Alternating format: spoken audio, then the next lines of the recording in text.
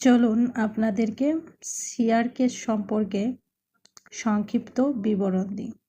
CR কেসের পূর্ণ রূপ হচ্ছে কমপ্লেন্ট রেজিস্টার কেস, অভিযোগ মামলা। যখন কোনো ব্যক্তি সরাসরি ম্যাজিস্ট্রেট আদালতে অভিযোগ দায়ের করেন তখন সেটিকে সিআর মামলা বলা হয়। এটি পুলিশ রিপোর্ট ভিত্তিক নয়, সরাসরি অভিযোগের ভিত্তিতে হয়। সাধারণত ফৌজদারি অপরাধ সম্পর্কিত, যেমন প্রতারণা, হুমকি, মারধর, চেক ডিসঅনার ইত্যাদি এগুলো। আর প্রক্রিয়া হচ্ছে ভুক্তভোগী বা অভিযোগকারী ম্যাজিস্ট্রেট আদালতে লিখিত অভিযোগ করেন। আদালত অভিযোগ গ্রহণ করে অভিযোগকারী ও সাক্ষীদের জবানবন্দি গ্রহণ করে। আদালত প্রাথমিকভাবে মনে করলে যে অপরাধ সংঘটিত হয়েছে তখন আসামির বিরুদ্ধে সমন বা ওয়ারেন্ট জারি করে মামলা আমলে নেন।